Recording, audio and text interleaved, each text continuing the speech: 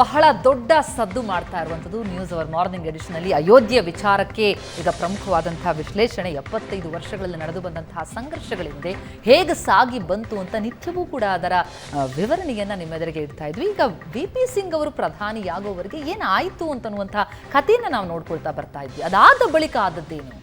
ಆಗಲೂ ಕೂಡ ಮೀಸಲಾತಿಯ ವಿಚಾರ ಏನಿದೆ ಅದು ಬಹಳ ದೊಡ್ಡ ವಿವಾದವನ್ನ ಎಬ್ಬಿಸಿತ್ತು. ಒಬಿಸಿಗೆ ಹೆಚ್ಚುವರಿ ಮೀಸಲಾತಿ ನೀಡುವಂತೆ ಒತ್ತಾಯ ಮಾಡಲಾಗಿದೆ. ಉತ್ತರ ಪ್ರದೇಶದ ಪ್ರಬಲ ಯಾದವ ಸಮುದಾಯ ಆಗ ಆಗ್ರಹಿಸಿದೆ. ವರದಿ ನೀಡುವಂತೆ ಬಿಪಿ ಮಂಡಲ್ ನೇತೃತ್ವದ ಆಯೋಗ ರಚನೆಯಾಯಿತು. ವರದಿ ನೀಡಿ ದಶಕ ಕಳೆದರೂ ಕೂಡ ವರದಿ ಜಾರಿಯಾಗಿದೆ. 1990ರಲ್ಲಿ ಆ ವರದಿಯನ್ನ ಜಾರಿ ಮಾಡ್ತಾರೆ ಅಂದಿನ ಪ್ರಧಾನಿಯಾಗಿರುವಂತಹ ವಿ.ಪಿ. ಸಿಂಗ್. ಆದರೆ ಮಂಡಲ್ ವರದಿ ಯಾವಾಗ ಜಾರಿಯಾಗ್ತೋ ಆಗ ಹಿಂಸಾಚಾರ ಬುಗಿಲೇಳುತ್ತೆ. ಅಡ್ವಾಣಿಯವರು ಕೈಗೊಂಡಿದ್ದಂತಹ ರಥಯಾತ್ರೆಗೆ ಕಮಂಡಲ ಯಾತ್ರೆ ಅಂತ ವಿರೋಧಿಗಳು ಕರೀತಾರೆ. ಮಂಡಲಕ್ಕೆ ವಿರುದ್ಧವಾಗಿ ಕಮಂಡಲ ಯಾತ್ರೆ ನಡೀತು ಅಂತಲೇ ಆಗ ಭಾರಿ ಪ್ರಸಿದ್ಧಿಯನ್ನ ಪಡೆದಿತ್ತು. 1979ರಲ್ಲಿ ಮೀಸಲಾತಿಗೆ ಯಾದವ ಸಮುದಾಯದವರು ಒತ್ತಾಯವನ್ನ ಮಾಡ್ತಾರೆ. ಪ್ರಧಾನಿಯಾಗಿದ್ದಂತಹ ಮೊರಾರ್ಜಿ ದೇಸಾಯಿ ಅವರಿಂದ ಒಂದು ಆಯೋಗ ರಚನೆಯಾಗುತ್ತೆ. ಬಿಪಿ ಮಂಡಲ್ ನೇತೃತ್ವದಲ್ಲಿ ಹಿಂದುಳಿದ ವರ್ಗಗಳ ಆಯೋಗ ರಚನೆಯಾಗುತ್ತೆ. ಒಬಿಸಿ ಸಮುದಾಯಕ್ಕೆ 27% ಮೀಸಲಾತಿ ಕೊಡಿ ಎನ್ನುವಂತಹ ವರದಿ ಅದು. 79ರಲ್ಲಿ ಸರ್ಕಾರಕ್ಕೆ ವರದಿ ಸಲ್ಲಿಕೆಯಾಗುತ್ತೆ. ಆದರೆ ವರದಿ ಸಲ್ಲಿಕೆಯಾಗಿದ್ದು 1979ರಲ್ಲಾದರೂ ಕೂಡ ಸಲ್ಲಿಕೆಯಾಗಿ ಒಂದು ದಶಕ ಆದರೂ ಕೂಡ ವರದಿ ಜಾರಿಯಾಗಲ್ಲ. ನಂತರ ಮಂಡಲ್ ವರದಿಯನ್ನ ಜಾರಿ ಮಾಡೋದು ಪ್ರಧಾನಿ ವಿ.ಪಿ. ಸಿಂಗ್ 1990ರಲ್ಲಿ, ದಶಕಗಳ ಬಳಿಕ ಆಗಸ್ಟ್ 7, 1990ರಂದು ಆ ವರದಿಯನ್ನ ಜಾರಿ ಮಾಡಿ ಪ್ರಧಾನಿ ವಿ.ಪಿ. ಸಿಂಗ್ ಆದೇಶವನ್ನ ಕೊಡ್ತಾರೆ. ಮುಂದೇನಾಯ್ತು ಹಾಗಿದ್ರೆ? ಈ ಬಗ್ಗೆ ಚರ್ಚೆಯನ್ನ ನಡೆಸೋಣ. ವಿಶ್ಲೇಷಿಸ್ತಾರೆ ಪ್ರಶಾಂತ್ ಅಂತ. ಪ್ರಶಾಂತ್, ನಿನ್ನೆವರೆಗೂ ಕೂಡ ನಾವು ಗಮನಿಸ್ತಾ ವಿವರಿಸ್ತಾ ಇದ್ರಿ ಹೇಗೆ ಸಾಗಿ ಬಂತು ಅಯೋಧ್ಯೆಯ ರಾಮ ಮಂದಿರಕ್ಕಾಗಿ ನಡೆದಂತಹ ಸಂಘರ್ಷಗಳಿಗಿಂತ ಮುಂಚಿನ ಭಾಗಗಳನ್ನೆಲ್ಲ ನೋಡ್ತಾ ಹೋದ್ವಿ. ಆದರೆ ಈ ಮಂಡಲ ಆಯೋಗದ ವಿಚಾರಕ್ಕೆ ಬಂದಂತಹ ಸಂದರ್ಭದಲ್ಲಿ ಏನು ನಡೀತು ಆಗ? ನೋಡಿ ಪ್ರತಿಮಾ, 89ರ ಚುನಾವಣೆ ಅಯೋಧ್ಯೆಯ ವಿಷಯದಲ್ಲಿ ನಡೆಯಲಿಲ್ಲ, ಅದು ಬೋಫರ್ಸ್ನ ವಿಷಯದ ಮೇಲೆ ನಡೀತು. ವಿ.ಪಿ. ಸಿಂಗ್ ಇಡೀ ದೇಶದಾದ್ಯಂತ ಓಡಾಡಿದ್ರು, ರಾಜೀವ್ ಗಾಂಧಿ ವಿರುದ್ಧ ಮಾತನಾಡ್ತಾ ತಿರುಗಿದ್ರು. ಒಂದು ರೀತಿಯ ರ್ಯಾಲಿಯಿಂಗ್ ಪಾಯಿಂಟ್. 77ರಲ್ಲಿ ಜಯಪ್ರಕಾಶ್ ನಾರಾಯಣ್ ಹೇಗೆ ಹೊರಹೊಮ್ಮಿದ್ರು ಹಾಗೆ ವಿ.ಪಿ. ಸಿಂಗ್ ಒಬ್ಬ ರ್ಯಾಲಿಯಿಂಗ್ ಪಾಯಿಂಟಾಗಿ ಹೊರಹೊಮ್ಮಿದ್ರು. 89ರ ಚುನಾವಣೆ ಲೆಫ್ಟ್ ಟು ರೈಟ್ ಸೋಷಿಯಲಿಸ್ಟ್ಗಳು, BJP, ಕಮ್ಯುನಿಸ್ಟ್ ಪಕ್ಷಗಳು ಕೂಡ ವಿ.ಪಿ. ಸಿಂಗ್ ಬೆಂಬಲವನ್ನು ವ್ಯಕ್ತಪಡಿಸಿದ್ರಿಂದ ಕಾಂಗ್ರೆಸ್ ಬರೀ 192 ಸ್ಥಾನಗಳನ್ನು ಪಡೆಯಿತು. ನಾನು ನಿನ್ನೆ ಅಲ್ಲಿವರೆಗೆ ನಾವು ಮಾತನಾಡಿದ್ದೆ. ವಿ.ಪಿ. ಸಿಂಗ್ ಪ್ರಧಾನಿಯಾಗುವಾಗಲೇ ಒಂದು ಜಗಳ ನಡೀತು ವಿ.ಪಿ. ಸಿಂಗ್, ದೇವಿಲಾಲ್ ಮತ್ತು ಚಂದ್ರಶೇಖರ್ ನಡುವೆ. ಯಾರಿಗಾದರೂ ಬೇಕಿದ್ದರೆ ಒಂದು ಯೂಟ್ಯೂಬ್ನಲ್ಲಿ ಹೋಗಿ ನೋಡ್ಬೋದು. ಸೆಂಟ್ರಲ್ ಹಾಲ್ನಲ್ಲೇ ಚಂದ್ರಶೇಖರ್ ಸಿಟ್ಟಾಗಿ ಹೊರ ನಡೀತಾರೆ. ಅವರು ಯಾವುದೋ ಒಂದು ಆಶ್ರಮಕ್ಕೆ ಹೋಗ್ಬಿಡ್ತಾರೆ. ಆ ಕಡೆ ನನ್ನನ್ನು ಮೋಸ ಮಾಡಲಾಯಿತು ಅಂತ ಬಿಜು ಪಟ್ನಾಯಕ್ ದೇವಿಲಾಲ್ ಹೆಸರು ಹೇಳಿ ಚಂದ್ರಶೇಖರನ್ನು ಕನ್ವಿನ್ಸ್ ಮಾಡಿರ್ತಾರೆ. ಆದರೆ ದೇವಿಲಾಲ್ರಿಗೆ ಪ್ರಧಾನಮಂತ್ರಿ ಮಾಡಿದರೆ ರಾಜೀವ್ ಗಾಂಧಿ ವಿರುದ್ಧ ಏನೇನೆಲ್ಲ ಮಾತನಾಡಲಾಗಿರುತ್ತೋ ಅದು ಸರಿ ಬರಲ್ಲ ಅನ್ನುವ ಕಾರಣಕ್ಕೋಸ್ಕರ ವಿ.ಪಿ. ಸಿಂಗ್ರನ್ನು ಅಂತಿಮ ಗಳಿಗೆಯಲ್ಲಿ ಪ್ರಧಾನಮಂತ್ರಿಯನ್ನಾಗಿ ಮಾಡಲಾಗತ್ತೆ. ಚಂದ್ರಶೇಖರ್ ಬೇಸರಿಸ್ಕೊಳ್ತಾರೆ. ವಿ.ಪಿ. ಸಿಂಗ್ ದೇವಿಲಾಲ್ ನಡುವೆ ಸಮಸ್ಯೆಗಳು ಶುರು ಆಗ್ತವೆ. ಒಂದು ಕಡೆ ವಿ.ಪಿ. ಸಿಂಗ್ ದೇವಿಲಾಲ್ ಜೊತೆ ಹೋರಾಡ್ತಾ ಇರ್ತಾರೆ, ಇನ್ನೊಂದು ಕಡೆ BJPಯ ಈ ರಾಮ ಮಂದಿರಕ್ಕೆ ಸಂಬಂಧಪಟ್ಟಿರತಕ್ಕಂಥ ಚಟುವಟಿಕೆಗಳು ಶುರು ಆಗ್ತವೆ. 89ರಲ್ಲಿ ಮೊದಲ ಬಾರಿಗೆ, ಅಂದರೆ ಈ ಚುನಾವಣೆ ನಡೆದ ನಂತರ ಮೊದಲ ಬಾರಿಗೆ BJP ಒಂದು ತೀರ್ಮಾನವನ್ನು ಪಾಲಂಪುರದಲ್ಲಿ ತೆಗೆದುಕೊಳ್ಳುತ್ತೆ. ರಾಮ ಮಂದಿರ ನಿರ್ಮಾಣ ಆಗಬೇಕು ಅಂತಕ್ಕಂಥದ್ದನ್ನು ಪಾಲಂಪುರ ರಾಷ್ಟ್ರೀಯ ಕಾರ್ಯಕಾರಿಣಿಯಲ್ಲಿ. ನೋಡಿ, ಆಗ ಈ ವಿಷಯದ ಬಗ್ಗೆ ಟ್ರ್ಯಾಕ್ಷನ್ನೇ ಇರಲ್ಲ. ಕೆಲವರು ಆಗಿನ ಪತ್ರಕರ್ತರು ಬರೆದಿದ್ದಾರೆ. ಸುಷ್ಮಾ ಸ್ವರಾಜ್ ಪಾಲಂಪುರದಲ್ಲಿ ಸಾರ್ವಜನಿಕ ಭಾಷಣ ಮಾಡುವಾಗ ರಾಮ್ಲಲ್ಲಾ ಮಂದಿರ ವಹಿ ಬನಾಯಂಗೆ ಅಂದಾಗ ಜನರಿಂದ ಚಪ್ಪಾಳೆ ತಟ್ಟಲ್ಲ. ರೈತರ ವಿಷಯವನ್ನು ಸುಷ್ಮಾ ಸ್ವರಾಜ್ ಪ್ರಸ್ತಾಪಿಸಿದಾಗ ಜನರು ಚಪ್ಪಾಳೆ ತಟ್ತಾರೆ. ಅಂದರೆ ಇಶ್ಯೂ ಆಗಿರಲಿಲ್ಲ, ಅಲ್ಲಿವರೆಗೆ ಅದು ಇಶ್ಯೂ ಆಗಿರಲಿಲ್ಲ. ಆದರೆ ನಂತರದ ಸಂದರ್ಭದಲ್ಲಿ BJP ವಿ.ಪಿ. ಸಿಂಗ್ ಪ್ರಧಾನಮಂತ್ರಿ ಆದಾಗ ವಿ.ಪಿ. ಸಿಂಗ್ರ ವಿರುದ್ಧ ದೇವಿಲಾಲ್ ನಿಧಾನವಾಗಿ ಚಟುವಟಿಕೆಗಳನ್ನು ಶುರು ಮಾಡಿದ್ದಾರೆ. Actually VP. ಸಿಂಗ್ ಮಂಡಲ್ ಆಯೋಗದ ವರದಿಯನ್ನು ತರಬೇಕು ಅಂತ ಹೊರಟಿದ್ದು ದೇವಿಲಾಲ್ ವಿರುದ್ಧ. ಆಗಸ್ಟ್ 7 ಯಾಕೆ ಮಂಡಲ ಆಯೋಗದ ಒಂದು ಘೋಷಣೆ ಅಂದರೆ, ಆಗಸ್ಟ್ 9ಕ್ಕೆ ದೇವಿಲಾಲ್ ಒಂದು ಸಾರ್ವಜನಿಕ ಸಭೆಯನ್ನು ಕರೆದಿರ್ತಾರೆ. ಅಲ್ಲಿ ದೇವಿಲಾಲ್ ಉಪಪ್ರಧಾನಿಯಾಗಿ ವಿ.ಪಿ. ಸಿಂಗ್ರಿಗೆ ಒತ್ತಾಯ ಮಾಡೋರು ಇರ್ತಾರೆ, ಮಂಡಲ ಆಯೋಗದ ವರದಿಯನ್ನು ಜಾರಿಗೊಳಿಸಿ ಅಂತಕ್ಕಂಥದ್ದು. ಈ ಬಿಂದೇಶ್ವರಿ ಪ್ರಸಾದ್ ಮಂಡಲ್ ಬಿಹಾರದ ರಾಜಕಾರಣಿ. ಕರ್ಪೂರಿ ಠಾಕೂರ್ ಒಂದು ಮೀಸಲಾತಿಯನ್ನು ತರುವ ಪ್ರಯತ್ನವನ್ನು ತುರ್ತು ಪರಿಸ್ಥಿತಿಯ ಮುಂಚೆ ಮಾಡಿದರು. ಹಿಂಸಾಚಾರ ನಡೀತು. ಹೀಗಾಗಿ ತುರ್ತು ಪರಿಸ್ಥಿತಿಯ ನಂತರದ ಚುನಾವಣೆಯಲ್ಲಿ ಗೆದ್ದಾಗ ಮೊರಾರ್ಜಿ ದೇಸಾಯಿ ಸೋಷಿಯಲಿಸ್ಟರ ಒತ್ತಾಯಕ್ಕೆ ಕಟ್ಟು ಬಿದ್ದು ಬಿಂದೇಶ್ವರಿ ಪ್ರಸಾದ್ ಮಂಡಲ್ ಅಧ್ಯಕ್ಷತೆಯಲ್ಲಿ ಒಂದು ಆಯೋಗವನ್ನು ರಚನೆ ಮಾಡಿದರು. ಆ ಆಯೋಗ ಮೊರಾರ್ಜಿ ದೇಸಾಯಿ ಸರ್ಕಾರ ಇದ್ದಾಗ ಆಯೋಗ ವರದಿ ನೀಡಲಿಕ್ಕೆ ಆಗಲಿಲ್ಲ. ವಾಪಸ್ ಇಂದಿರಾ ಗಾಂಧಿ ಬಂದಾಗ ಗ್ಯಾನಿ ಜೈಲ್ ಸಿಂಗ್ಗೆ ಬಿಂದೇಶ್ವರಿ ಪ್ರಸಾದ್ ಮಂಡಲ್ ತಮ್ಮ ಆಯೋಗದ ವರದಿಯನ್ನು ಸಲ್ಲಿಸ್ತಾರೆ. ಏನಿರುತ್ತೆ ಆಯೋಗದಲ್ಲಿ? ನೀವು ನೋಡಿ, SC/STಗಳಿಗೆ ಮೀಸಲಾತಿ ಸ್ವತಂತ್ರ ಬಂದಾಗ ಸಿಕ್ತು. ಅಂದರೆ ಬಾಬಾ ಸಾಹೇಬ್ ಅಂಬೇಡ್ಕರರು ಕರಡು ಸಂವಿಧಾನ ಸಮಿತಿ ರಚನಾ ಅಧ್ಯಕ್ಷರಾಗಿದ್ದರಿಂದ ಆ ಕಾಲದಲ್ಲೇ ಆ ಮೀಸಲಾತಿ ಸಿಕ್ತು. ಆದರೆ ಹಿಂದುಳಿದ ವರ್ಗಗಳಿಗೆ, ಅಂದರೆ ಒಂದು ರೀತಿ ಶೋಷಣೆಗೊಳಗಾದ, ಆರ್ಥಿಕವಾಗಿ ಹಿಂದುಳಿದಿರ್ತಕ್ಕಂಥ, ಸಾಮಾಜಿಕವಾಗಿ ಹಿಂದುಳಿತಕ್ಕಂಥವರಿಗೆ ಮೀಸಲಾತಿಯ ಕಲ್ಪಿಸಬೇಕು ಅಂತಕ್ಕಂಥ ಏನೊಂದು ಕೂಗಿತ್ತು. ಅದು ಆಗಿನಿಂದಲೇ ಶುರು ಇತ್ತು. ಕಾಕಾ ಕಾಲೇಲ್ಕರ್ ಸಮಿತಿ ರಚನೆ ಆಗುತ್ತೆ. ನಂತರ ಸೋಷಿಯಲಿಸ್ಟ್ಗಳು, ರಾಮ್ ಮನೋಹರ್ ಲೋಹಿಯಾ ನಂತರದ ಸೋಷಿಯಲಿಸ್ಟ್ಗಳು ಆ ವಿಷಯವನ್ನು ಕೈಗೆತ್ಕೊಳ್ತಾರೆ. ಆದರೆ ಅದು ಅಂತಿಮವಾಗಿ ಕಲ್ಮಿನೇಟ್ ಆಗಿದ್ದು ಮಂಡಲ ಆಯೋಗದಲ್ಲಿ. ಮಂಡಲ ಆಯೋಗದ ವರದಿ ಏನು ಹೇಳುತ್ತೆ? 52% ಹಿಂದುಳಿದ ವರ್ಗಗಳ ಜನಸಂಖ್ಯೆ ಇದೆ 1931ರ ಸೆನ್ಸಸ್ ಪ್ರಕಾರ. ಅದೇ ಲಾಸ್ಟ್ ಸೆನ್ಸಸ್ ಜಾತಿಯಿಂದ ಆಗಿದ್ದು. ಹೀಗಾಗಿ 57ರಲ್ಲಿ ಡಿವೈಡೆಡ್ ಬೈ 2 ಅಟ್ಲೀಸ್ಟ್ 27% ಮೀಸಲಾತಿಯನ್ನು ಕೊಡಬೇಕು ಅಂತಕ್ಕಂಥದ್ದನ್ನು ಮಂಡಲ ಆಯೋಗದಲ್ಲಿ ಹೇಳಲಾಗಿರುತ್ತೆ. ಸೊ VP ಸಿಂಗ್ ಏನು ಮಾಡ್ತಾರೆ? ದೇವಿಲಾಲ್ ಆಗಸ್ಟ್ 9ಕ್ಕೆ ಅದನ್ನು ಘೋಷಣೆ ಮಾಡುವ ಮುಂಚೆ ಏನು ಮಾಡಬೇಕು ಅಂತಕ್ಕಂಥದ್ದು VP ಸಿಂಗ್ರಿಗೆ ಇರುತ್ತೆ. ಶರದ್ ಯಾದವ್ರನ್ನು VP ಸಿಂಗ್ ಕರೀತಾರೆ. ನಿಮಗೆ ನಾನು ದೇವಿಲಾಲ್ಗಿರುವ ಸ್ಥಾನಮಾನವನ್ನು ಪೊಲಿಟಿಕಲ್ ಅಫೇರ್ಸ್ ಕಮಿಟಿಯಲ್ಲಿ ಕೊಡ್ತೀನಿ, ನೀವು ವಿಚಾರ ಮಾಡಿ ಹೇಳಿ ನಾವೇನು ಮಾಡಬೇಕು ಅಂತಕ್ಕಂಥದ್ದು. ಶರದ್ ಯಾದವ್ ಮರುದಿನ ಬ್ರೇಕ್ಫಾಸ್ಟಿಗೆ ಬಂದು ಹೇಳ್ತಾರೆ, ಇಲ್ಲ ಮಂಡಲ ಆಯೋಗದ ವರದಿ ಜಾರಿಗೊಳಿಸ್ತೀನಿ ಅಂತಕ್ಕಂಥದ್ದನ್ನು ಹೇಳಿ ಜಾರಿಗೊಳಿಸ್ಬಿಡಿ, ದೇವಿಲಾಲ್ರನ್ನ ಚೆಕ್ಮೇಟ್ ಮಾಡಲಿಕ್ಕಾಗತ್ತೆ, ದೇವಿಲಾಲ್ ಇದನ್ನೇ ಹೇಳೋರಿದ್ದಾರೆ ಅನ್ನೋದನ್ನು VP ಸಿಂಗ್ಗೆ ಶರದ್ ಯಾದವ್ ಹೇಳ್ತಾರೆ. ಆಗ VP ಸಿಂಗ್ ಒಂದು ನಿರ್ಧಾರವನ್ನು ತೆಗೆದುಕೊಳ್ತಾರೆ, ಇಲ್ಲ ಇದನ್ನು ಜಾರಿಗೊಳಿಸಬೇಕು ಅಂತ. ಆಗಸ್ಟ್ 9ಕ್ಕೆ ಇರುತ್ತೆ, ಆಗಸ್ಟ್ 7ಕ್ಕೆ ನಾವು ನಿರ್ಣಯವನ್ನು ಘೋಷಿಸಬೇಕು ಅಂತ. ಇನ್ನೊಂದು ಕಡೆ ಪ್ಯಾರಲಲ್ಲಿ BJPಯಲ್ಲಿ ಏನು ನಡೆದಿರುತ್ತೆ ಅಂದರೆ, ಏಪ್ರಿಲ್ನಲ್ಲಿ ಹೆಚ್ಚು ಕಡಿಮೆ ಒಂದು ತೀರ್ಮಾನವನ್ನು ತೆಗೆದುಕೊಳ್ಳಲಾಗುತ್ತೆ. ಭಾವುರಾವ್ ದೇವರಸರು ಇರ್ತಾರೆ, ಆಗಿನ ಸರಸಂಘಚಾಲಕರ ಸಹೋದರ, ನಾವು ನಿನ್ನೆ ಕೂಡ ಅವ್ರ ಬಗ್ಗೆ ಮಾತನಾಡಿದ್ವಿ. ಅವರು ಗೋವಿಂದಾಚಾರ್ಯಗೆ ಮತ್ತು ಅಡ್ವಾಣಿ ಅವ್ರನ್ನ ಕರೆದು ಹೇಳ್ತಾರೆ, ಇಲ್ಲ ಒಂದು ರಾಮರಥ ಯಾತ್ರೆ ಹೊರಡಬೇಕು, ಇಡೀ ದೇಶದಲ್ಲಿ ತಿರುಗಾಡಬೇಕು ಅಂತ. ಆಗ ಅಡ್ವಾಣಿ ಹೇಳ್ತಾರೆ ಗೋವಿಂದಾಚಾರ್ಯರಿಗೆ, ನೀವು ವಾಜಪೇಯಿ ಜೊತೆ, ವಿಜಯರಾಜೇ ಸಿಂಧಿಯಾ ಜೊತೆ, ಸಿಕಂದರ್ ಭಕ್ತ್ ಜೊತೆ ಮಾತಾಡಿ 4 ಯಾತ್ರೆಯನ್ನು ಹೊರಡಿಸೋಣ. ಒಂದು ಕನ್ಯಾಕುಮಾರಿಯಿಂದ, ಒಂದು ಕಾಲಡಿಯಿಂದ, ಒಂದು ಈ ರೀತಿ, ಅಂದರೆ ಶಂಕರಾಚಾರ್ಯರ ಕಾನ್ಸೆಪ್ಟ್ ಇರುತ್ತೆ, 4 ದಿಕ್ಕುಗಳಿಂದ ಒಂದು ಯಾತ್ರೆ. ವಾಜಪೇಯಿ ಅಂತಾರೆ, ಈ ಸಬ್ ನೌಟಂಕಿ ಮೇ ನಹೀ ಕರೂಂಗಾ ಅಂತ ಗೋವಿಂದಾಚಾರ್ಯರಿಗೆ ಹೇಳಿ ಕಳಿಸ್ತಾರಂತ. ಆಮೇಲೆ ಸಿಕಂದರ್ ಭಕ್ತ್ ಹೇಳ್ತಾರೆ, ನಾನೊಬ್ಬ ಮುಸಲ್ಮಾನನಾಗಿ ನಾನು ಅದನ್ನು ನಡೆಸಿದರೆ ನನ್ನನ್ನು ಕೇಳಲಿಕ್ಕೂ ಯಾರೂ ಬರಲಿಕ್ಕಿಲ್ಲ. ವಿಜಯರಾಜ ಸಿಂಧಿಯಾ ಹೇಳ್ತಾರೆ, ನನಗೆ ಅಷ್ಟು ದೊಡ್ಡ ಯಾತ್ರೆಯನ್ನು ಕೈಗೊಳ್ಳುವ ಶಾರೀರಿಕ ಒಂದು ಹೆಲ್ತ್ ಬೇಕಲ್ಲ, ಅದಿಲ್ಲ. ಕೊನೆಗೆ ಅಡ್ವಾಣಿಯವ್ರಿಗೆ ಮೊದಲು ಅನಿಸಿರುತ್ತೆ, ಶಂಕರಾಚಾರ್ಯರ ಜನ್ಮಸ್ಥಳ ಕಾಲಡಿಯಿಂದ ಹೊರಡಬೇಕು, ಅದು ಭಾಳ ಧಾರ್ಮಿಕ ಆಗಿಬಿಡುತ್ತೆ ಅನ್ನುವ ಕಾರಣದಿಂದ ಹಿಂದೂ ರಿನೆಸೆನ್ಸ್ನ ಸ್ಥಳ ಯಾವುದು ಸ್ವತಂತ್ರ ನಂತರ? That is Somnath.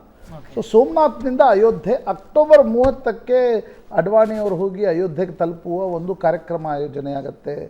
ರಾಮರಥಯಾತ್ರೆಗೆ ಜವಾಬ್ದಾರಿಯನ್ನು, ಅಂದರೆ ಅದರಲ್ಲಿ ಹೇಗೆ ಮಾಡುತ್ತೆ, Arun Jaitley press and publicity, ಮೊದಲ ಬಾರಿ BJPಗೆ ಅಷ್ಟು ಪಬ್ಲಿಸಿಟಿ ದೊರಕಿದ್ದು ರಾಮರಥಯಾತ್ರೆಯಲ್ಲಿ.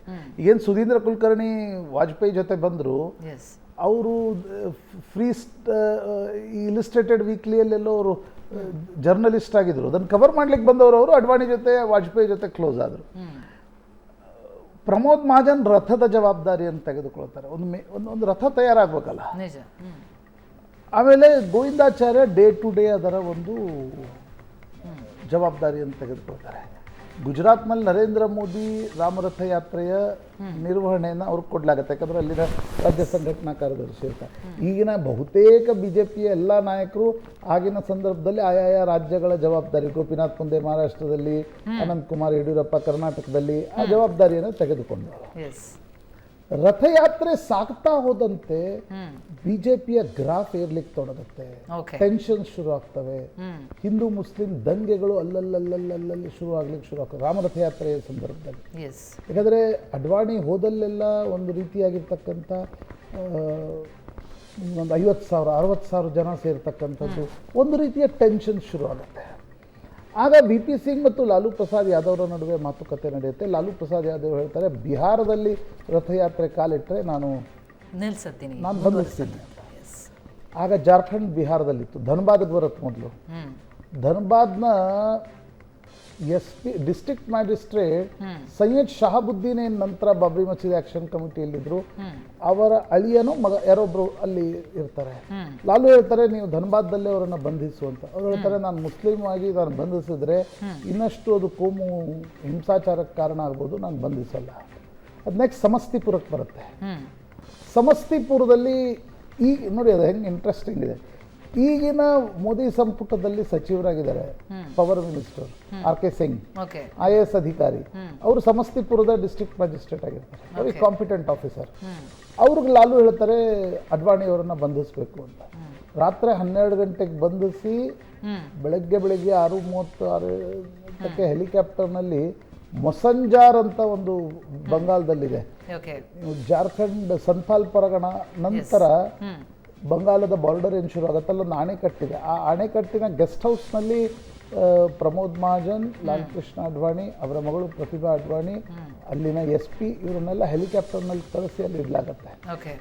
ಕೆಲವು ಅಡ್ವಾಣಿಯವರು ಪುಸ್ತಕದಾಗ ಮಸಕ್ ನೆನಪು ಅಡ್ವಾಣಿಯಲ್ಲೂ ಪುಸ್ತಕದಲ್ಲಿ ಬರೀತಾರೆ, ಲಾಲು ಯಾದವ್ ಅಡ್ವಾಣಿಯವರು ಫೋನ್ ಮಾಡಿ ಅವರ ಯೋಗಕ್ಷೇಮವನ್ನು ಕೂಡ ವಿಚಾರಿಸ್ಕೊಳ್ತಾರೆ. ಅಂದ್ರೆ ಬಹುಶಃ ಪ್ರಶಾಂತ್, ನಿಜಕ್ಕೂ ಸಾಗಿ ಬಂದ ಹಾದಿ ಇದೆಯಲ್ಲ, ಅದು ಬಹಳ ರೋಚಕವಾಗಿದೆ. ಬಹುಶಃ ಅದ್ರ ಬಗ್ಗೆ ನಾವು ಇನ್ನಷ್ಟು ಮಾತನಾಡಲೇಬೇಕು. ಒಂದು ಕ್ವಿಕ್ ಬ್ರೇಕ್ನ ಸಮಯ ಆಗ್ತಾ ಇದೆ.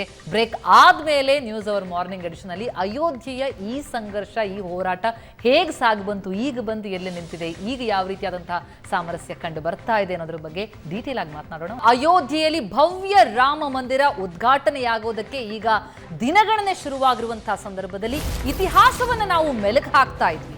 ಏನ್ ನಡೀತು ಅಂತನ್ನುವಂಥದ್ದು 1990ರಲ್ಲಿ ಆದಂತಹ ಘಟನೆಯನ್ನ ನಾವು ಮೆಲುಕು ಹಾಕ್ತಾ ಇದ್ದಂತಹ ಸಂದರ್ಭದಲ್ಲಿ ಅಯೋಧ್ಯೆಯಲ್ಲಿ ಶ್ರೀರಾಮನ ಹೆಜ್ಜೆ ಗುರುತು ಹೇಗೆ ಸಾಗಿ ಬಂತು, ಬಾಬ್ರಿ ಮಸೀದಿಯಿಂದ ರಾಮ ಮಂದಿರದವರೆಗೆ ಭಾರಿ ರೋಚಕವಾಗಿದೆ ಇತಿಹಾಸ. ಸ್ವಾತಂತ್ರ್ಯ ನಂತರ ಹಲವಾರು ಬೆಳವಣಿಗೆಗಳಿಗೆ ಅಯೋಧ್ಯೆ ಸಾಕ್ಷಿಯಾಗಿದೆ. ಆ ರೋಚಕ ರಾಜಕೀಯ ಸ್ಥಿತ್ಯಂತರ ಏನಿದೆ ಅದಕ್ಕೂ ಅಯೋಧ್ಯೆ ಸಾಕ್ಷಿಯಾಗುತ್ತದೆ. 75 ವರ್ಷಗಳಲ್ಲಾದಂತಹ ಸಂಘರ್ಷ, ಹೋರಾಟಕ್ಕೆ ಕಾರಣವಾದಂತಹ ಈ ನೆಲ ಸರ್ಕಾರಗಳ ಪತನಕ್ಕೂ ಕೂಡ ಕಾರಣ ಆಗಿದೆ. ಅಯೋಧ್ಯ ವಿವಾದ, ಪಕ್ಷಗಳು ಅಧಿಕಾರ ಹಿಡಿಯೋದಕ್ಕೂ ಕೂಡ ಈ ಅಯೋಧ್ಯೆ ಕಾರಣ ಆಯಿತು. ಸುದೀರ್ಘ ಕಾನೂನು ಹೋರಾಟಕ್ಕೂ ಅಯೋಧ್ಯೆ ಸಾಕ್ಷಿಯಾಯಿತು.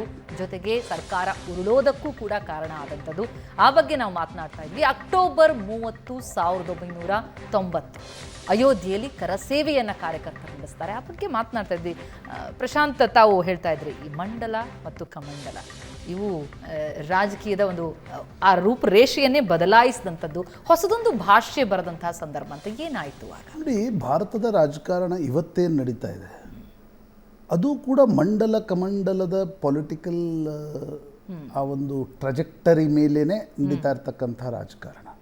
ಹಾಗಾಗಿ ಮಂಡಲ ಕಮಂಡಲ ಪಾಲಿಟಿಕ್ಸ್ ಯಾಕೆ ಮುಖ್ಯ ಆಗುತ್ತೆ ಅಂತಂದರೆ, ಒಂದು ಕಡೆ ಮೀಸಲಾತಿಯ ಪ್ರಶ್ನೆ, ಇನ್ನೊಂದು ಕಡೆ ರಾಮ ಮಂದಿರ ನಿರ್ಮಾಣದ ಪ್ರಶ್ನೆ, ಮತ್ತು ಒಂದೇ ಸರ್ಕಾರದ ಭಾಗ ಆಗಿರ್ತಕ್ಕಂಥ ಪಕ್ಷಗಳಿಂದ ನಡೆದಿರ್ತಕ್ಕಂಥ ನಿರ್ಣಯಗಳಿವು, ಧಾರ್ಮಿಕ ಸಾಮಾಜಿಕ. ಅಂದರೆ VP ಸಿಂಗ್ ಮಂಡಲವನ್ನು ತರ್ತಾರೆ, BJP ಕಮಂಡಲವನ್ನು ತೆಗೆದುಕೊಂಡು ಸಾಗತ್ತೆ. ಆದರೆ ಎರಡೂ ಒಟ್ಟಿಗೆ ಹೇಗೆ ಹೋದ್ವು ನೋಡಿ, ಯಾವಾಗ ಅಡ್ವಾಣಿಯವರ ಬಂಧನ ಆಗುತ್ತೋ ಮೊದಲೇ ಅಟಲ್ ಬಿಹಾರಿ ವಾಜಪೇಯಿ ಬಳಿ ಒಂದು ಬೆಂಬಲ ಹಿಂತೆಗೆತದ ಪತ್ರ ಮೊದಲೇ ಕೊಟ್ಟಲ. ಅಂದರೆ BJP ಕೂಡ ಇದನ್ನು ನಿರೀಕ್ಷೆ ಮಾಡಿರುತ್ತೆ, VP ಸಿಂಗ್ ಕೂಡ ಗೊತ್ತಿರುತ್ತೆ ಇದು ಸರ್ಕಾರ ಬೀಳುತ್ತೆ ಅಂತ. ಆ ಕಾರಣದಿಂದ ಅಕ್ಟೋಬರ್ 23ಕ್ಕೆ ಯಾವಾಗ ಸಮಸ್ತಿಪುರದಲ್ಲಿ ಲಾಲು ಬಂಧನ ಮಾಡ್ತಾರೋ ಅಡ್ವಾಣಿಯವ್ರದ್ದು, ವಾಜಪೇಯಿ ಹೋಗಿ R ವೆಂಕಟರಾಮನ್ ಅವರಿಗೆ ಈ ಒಂದು ಬೆಂಬಲ ಹಿಂತೆಗೆತದ ಪತ್ರ ಕೊಡ್ತಾರೆ. ಅಕ್ಟೋಬರ್ 30ಕ್ಕೆ ಕರಸೇವೆಯನ್ನು ವಿಶ್ವ ಹಿಂದೂ ಪರಿಷತ್ ಆಯೋಜನೆ ಮಾಡಿರುತ್ತೆ. ಇಡೀ ಸಂಘ ಪರಿವಾರ ಅಲ್ಲಿ ನಡೆದಿರುತ್ತೆ. ಆಗ ಅಲ್ಲಿ ಮುಖ್ಯಮಂತ್ರಿ ಆಗಿದ್ದವರು ಮುಲಾಯಂ ಸಿಂಗ್ ಯಾದವ್, ಒಂದು ಕಡೆ ಲಾಲು, ಇನ್ನೊಂದು ಕಡೆ ಮುಲಾಯಂ ಇರ್ತಾರೆ. ಮುಲಾಯಂ ಮತ್ತು ಲಾಲು ಅವರ ವೋಟ್ ಬ್ಯಾಂಕನ್ನು ನೀವು ನೋಡಿ, ಯಾದವ್ ಪ್ಲಸ್ ಮುಸ್ಲಿಂ, MY, ಆಗಿನ ಕಾಲದಲ್ಲಿ MY ಸಮೀಕರಣ ಬಹಳ ರಾಜಕೀಯ ಒಂದು ಸಮೀಕರಣ, ಮುಸ್ಲಿಂ ಮತ್ತು ಯಾದವ್. ಹೀಗಾಗಿ ಮುಲಾಯಂ ಸಿಂಗ್ ಯಾದವ್ ಹೇಳ್ತಾರೆ, ಯಹಾ ಪರಿಂದ ಬಿ ಪರ್ ನಹಿ ಮಾರ್ ಸಕ್ತಾ ಅಂತ. ಅಂದರೆ ಈ ಬಾಬರಿ ಮಸೀದಿಯ ಹತ್ತಿರ ಒಂದು ಪಕ್ಷಿ ಕೂಡ ಕೂಡ್ಲಿಕ್ಕೆ ನಾವು ಬಿಡಲ್ಲ ಅನ್ನೋದನ್ನು ಮುಲಾಯಂ ಸಿಂಗ್ ಯಾದವ್ ಒಂದು ಘೋಷಣೆ, ಬಹಳ ಪ್ರಸಿದ್ಧ ಘೋಷಣೆ. ಆಗಲೇ ಉಮಾ ಭಾರತಿಯವರನ್ನ ಮುಲ್ಲಾ ಮುಲಾಯಂ ಅಂತ ಕರೀಲಿಕ್ಕೆ ಚಾಲು ಮಾಡ್ತಾರೆ. ಕರಸೇವೆ ನಡೆಯುತ್ತೆ. ಅಂದರೆ ಕರಸೇವೆಗೆ ಲಕ್ಷಾಂತರ ಜನ ಬರ್ತಾರೆ. ನೀವು ಈಗಿನ ಯಡಿಯೂರಪ್ಪನವ್ರನ್ನ ಕೇಳಿ, ಬಹುತೇಕ ಎಲ್ಲ BJP ನಾಯಕರು ಆ ಮೊದಲ ಕರಸೇವೆಗೆ ಹೋದವ್ರೆ. ಲಕ್ಷಾಂತರ ಜನ ಸೇರ್ತಾರೆ. ಮುಲಾಯಂ ಸಿಂಗ್ ಯಾದವ್ ತುಂಬ ಒಂದು 30,000 ಉತ್ತರ ಪ್ರದೇಶದ ಪೊಲೀಸರು, ಕೇಂದ್ರದ ದಳ, BSF ಎಲ್ಲವೂ ಕೂಡ ಉತ್ತರ ಪ್ರದೇಶದಲ್ಲಿರುತ್ತೆ. ಆಗ ಒಬ್ಬ ಕರಸೇವಕ PCR ವ್ಯಾನ್ ಏನಿರುತ್ತಲ್ಲ ಪೊಲೀಸರದು, ಆ ವ್ಯಾನನ್ನು ಕಸಿದುಕೊಂಡು ಆ ವ್ಯಾನ್ನಲ್ಲಿ ಒಂದು ಸ್ವಲ್ಪ ಜನರನ್ನು ಕೂರಿಸಿ ವಿವಾದಿತ ಕಟ್ಟಡ ಅಂತ ಏನು ಕರೀಲಾಗ್ತಾ ಇತ್ತು ಅಲ್ಲಿವರೆಗೆ ಹೋಗ್ಬಿಡ್ತಾರೆ. ಆಗ ಕರಸೇವಕರು ಕೂಡ ನಗ್ತಾರೆ, ಪೊಲೀಸರು ಗುಂಡು ಹಾರಿಸ್ತಾರೆ. ಅಕ್ಟೋಬರ್ 30ಕ್ಕೆ ಕೊಠಾರಿ ಬ್ರದರ್ಸ್ ಅಂತ ನಾವೇನು ಕೇಳ್ತೀವಿ, ಇಬ್ಬರು ಕೊಠಾರಿ ಅಣ್ಣ ತಮ್ಮಂದರು ಕೋಲ್ಕತ್ತಾದವರು, ಇನ್ನೂ ಅನೇಕ ಕರಸೇವಕರು ಹತರಾಗ್ತಾರೆ ಆ ಗುಂಡಿನ ದಾಳಿಯಲ್ಲಿ. ಒಂದು ಧ್ವಜವನ್ನು ಆ ವಿವಾದಿತ ಕಟ್ಟಡದ ಮೇಲೆ ಹಾರಿಸ್ತಕ್ಕಂಥ ಒಂದು ಪ್ರಯತ್ನ ನಡೆಯುತ್ತೆ. ಅಂದರೆ ಆಗಿನ ಒಂದು ಐಕಾನಿಕ್ ಪಿಕ್ಚರ್ ಯಾರಾದರೂ ತೆಗೆದು ನೋಡಬೇಕಿದ್ರೆ, ಪರಿಂದ ಬಿ ಪರ್ ನಹಿ ಮಾರ್ ಸಕ್ತಾ ಅಂತ ಮುಲಾಯಂ ಸಿಂಗ್ ಯಾದವ್ ಹೇಳಿರ್ತಾರೆ. ಒಂದು ಮಂಗ, ಅಯೋಧ್ಯೆಯಲ್ಲೇ ಹೋದವ್ರಿಗೆ ಗೊತ್ತಿರುತ್ತೆ, ಸಿಕ್ಕಾಪಟ್ಟೆ ಮಂಗಗಳಿರ್ತವೆ ಪ್ರತಿಮಾಲ್ಲಿ. ನಿಮಗೆ ಸ್ಟೇಷನ್ನಿಂದ ಹಿಡಿದು, ಅಂದರೆ ಅದು ಗೊತ್ತಿಲ್ಲ ಅದು ಯಾಕೆ ಏನು ಅಂತ, ಬಟ್ ಮಂಗಗಳು ದೊಡ್ಡ ಸಂಖ್ಯೆಯಲ್ಲಿರ್ತವೆ. ಆ ಮಂಗ ಧ್ವಜವನ್ನು ಆ ಟೋಮ್ ಮೇಲೆ ಹಿಡಿದಿರ್ತಕ್ಕಂಥ, ಅಂದರೆ ಒಂದು ಕಡೆ ಮುಲಾಯಂ ಸಿಂಗ್ ಯಾದವ್ ಹೇಳಿರ್ತಾರೆ, ಇಲ್ಲ ಪಕ್ಷಿ ಕೂಡ ಹಾರ್ಲಿಕ್ಕೆ ಬಿಡಲ್ಲ ಅಂತ, ಒಂದು ಮಂಗ ಆ ಧ್ವಜವನ್ನು ಹಿಡಿದು ಕೂತಿರ್ತಕ್ಕಂಥದ್ದು. ಮತ್ತು ನವೆಂಬರ್ 2ಕ್ಕೆ ರೀಗ್ರೂಪ್ ಆಗಿ ಕರಸೇವಕರು ವಾಪಸ್ ಬರ್ತಾರೆ. ಆವಾಗ ಸರಯೂ ನದಿಯಿಂದ ಹಿಡಿದು ವಿವಾದಿತ ಕಟ್ಟಡದವರೆಗೆ ಗುಂಡಿನ ಗೋಲಿಬಾರ್ ನಡೆಸಲಾಗತ್ತೆ. ಅಟಲ್ ಬಿಹಾರಿ ವಾಜಪೇಯಿ ನಂತರ ಸಂಸತ್ನಲ್ಲಿ ಹೇಳ್ತಾರೆ 58 ಕರಸೇವಕರು ಆ ಗೋಲಿಬಾರ್ನಲ್ಲಿ ಹತ್ರ ಆದರು ಅಂತ. ತೀರಾ ಇತ್ತೀಚೆಗೆ ನಿಧನರಾಗೋದಕ್ಕಿಂತ ಮುಂಚೆ ಮುಲಾಯಂ ಸಿಂಗ್ ಯಾದವ್ ತಮ್ಮ 75ನೇ ವರ್ಷದ ಭಾಷಣದಲ್ಲಿ ಹೇಳಿದರು, ನನಗೂ ಮನಸ್ಸಿರಲಿಲ್ಲ, ಆದರೆ ಅನಿವಾರ್ಯ ಆಗಿತ್ತು, ದೇಶವನ್ನು ಉಳಿಸ್ಲಿಕ್ಕೆ ನಾನು ಗೋಲಿಬಾರ್ ನಡೆಸಿದೆ ಅಂತಕ್ಕಂಥದ್ದನ್ನು ಮುಲಾಯಂ ಸಿಂಗ್ ಯಾದವ್ ಹೇಳಿಕೊಂಡ್ರು. ಅವರು ಹೇಳಿದ ಸಂಖ್ಯೆ 28 ಜನ ಅದರಲ್ಲಿ ಕರಸೇವಕರ ಹತರಾದರು ಅಂತಕ್ಕಂಥದ್ದು. ವಾಜಪೇಯಿ ಹೇಳಿದ್ದು 58. ವಾಜಪೇಯಿ ತುಂಬ ಭಾವುಕರಾಗಿ ಸಂಸತ್ನಲ್ಲಿ ಭಾಷಣವನ್ನು ಕೂಡ ಆ ಒಂದು ಗೋಲಿಬಾರ್ನ ನಂತರ ಮಾಡ್ತಾರೆ. ಪ್ರಾಯಶಃ ಆ ಗೋಲಿಬಾರ್ನ ಘಟನೆ ಏನಿತ್ತು, ಮುಲಾಯಂ ಸಿಂಗ್ ಯಾದವ್ ಬಹುಶಃ ಉತ್ತರ ಪ್ರದೇಶದ ರಾಜಕಾರಣದಲ್ಲಿ ಗಟ್ಟಿಯಾದರೂ ಏನೋ, ಆದರೆ ಇಡೀ ದೇಶದಲ್ಲಿ BJPಗೆ ಒಂದು ಸಿಂಪತಿ ದೊರಕಿದ್ದು ಆ ಗೋಲಿಬಾರ್ನ ಪ್ರಕರಣದ ನಂತರ. ಆಗ VP ಸಿಂಗ್ ಪ್ರಧಾನ ಮಂತ್ರಿ ಸ್ಥಾನಕ್ಕೆ ರಾಜೀನಾಮೆಯನ್ನು ನೀಡಿರ್ತಾರೆ. ಇನ್ನೊಂದು ಕಡೆ ಚಂದ್ರಶೇಖರರಿಗೆ ರಾಜೀವ್ ಗಾಂಧಿ ಬೆಂಬಲವನ್ನು ವ್ಯಕ್ತಪಡಿಸ್ತಾರೆ. ಅಂದರೆ ಇವೆಲ್ಲ ಬೆಳವಣಿಗೆಗಳು ಸುಮಾರು 20 ದಿನಗಳಲ್ಲಿ ನಡೆದಿವೆ. ನವೆಂಬರ್ 10ಕ್ಕೆ ಚಂದ್ರಶೇಖರ್ ಬಂದು ಪ್ರಧಾನಮಂತ್ರಿ ಆಗ್ತಾರೆ. ಯಾರ ಬೆಂಬಲದೊಡನೆ? ರಾಜೀವ್ ಗಾಂಧಿ ಬೆಂಬಲದಿಂದ ಚಂದ್ರಶೇಖರ್ ಪ್ರಧಾನಮಂತ್ರಿ ಆಗ್ತಾರೆ. ಕೆಲವೊಬ್ರು ಹೇಳ್ತಾರೆ ಆರ್ ವೆಂಕಟರಾಮನ್ ರಾಜೀವ್ ಗಾಂಧಿಯನ್ನು ಪ್ರಧಾನಮಂತ್ರಿ ಮಾಡ್ಲಿಕ್ಕೆ ತಯಾರಿರಲಿಲ್ಲ, ಆ ಕಾರಣದಿಂದ ಚಂದ್ರಶೇಖರ್ ಪ್ರಧಾನಮಂತ್ರಿ ಆದರು. ನಾನಾ ರೀತಿಯ ನಿಮ್ಗೆ ಗೊತ್ತು ಪಾಲಿಟಿಕ್ಸ್ನಲ್ಲಿ ಆ ರೀತಿಯ ಪ್ರತಿಭೆ ಗಮನಿಸಬೇಕಾಗಿರ್ತಕ್ಕಂಥ ಸಂಗತಿ.